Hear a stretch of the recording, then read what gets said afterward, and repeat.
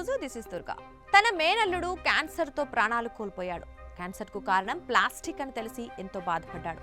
ఆ బాధ నుంచే పుట్టుకొచ్చిన వినూత్న ఆలోచనలు అతని జీవితాన్నే మార్చేశాయి. ప్లాస్టిక్ కారణంగా వచ్చే క్యాన్సర్ను నివారించడానికి, ప్లాస్టిక్ వాడకాన్ని తగ్గించేందుకు కారణాలను గుర్తించి వాటి వాడకాన్ని నిషేధించడానికి ప్రజల్లో చైతన్యం తీసుకురావాలని కంకణం కట్టుకున్నాడు. ప్లాస్టిక్ రహిత సమాజం కావాలని దానికోసం తన ధ్యేయాన్ని మార్చుకున్నాడు. ప్లాస్టిక్ కు పర్యాయంగా ఉత్పత్తుల తయారు చేస్తూ పరోక్షంగా ప్లాస్టిక్ వాడకాన్ని తగ్గించేందుకు కృషి చేస్తున్నాడు. ఆ ప్రయత్నంలో సక్సెస్ కూడా అయ్యాడు.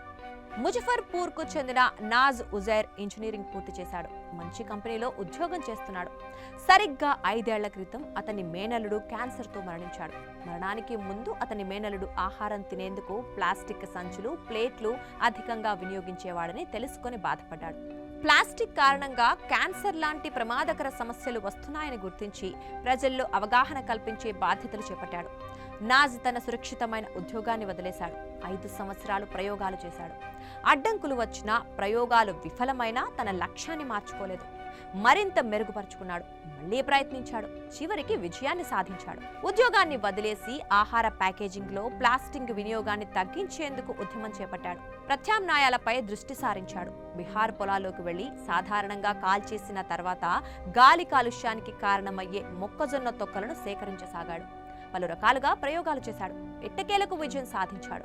ప్లాస్టిక్ రహిత చాక్లెట్ ర్యాపర్లు, వాడి పడేసే డిస్పోజబుల్ కప్పులు మరియు ప్లేట్లు తయారు చేయసాగాడు. అంతేకాకుండా బయోడిగ్రేడబుల్ తయారు చేసి ప్లాస్టిక్ ఉత్పత్తులకు చెక్ పెట్టాడు. 2024 ఫిబ్రవరిలో అతని ఉత్పత్తులకు పేటెంట్ కూడా లభించింది. రోజుకు 1000 కంటే ఎక్కువ ఉత్పత్తుల అమ్మకాలు జరగసాగాయి. అంతేకాకుండా బీహార్ రైతులకు మద్దతు ప్రకటించాడు. అతని ఉత్పత్తులకు గుర్తింపుగా భారతీయ రైల్వే శాఖ నుంచి 30 లక్షల ఆర్డర్ కూడా దక్కింది.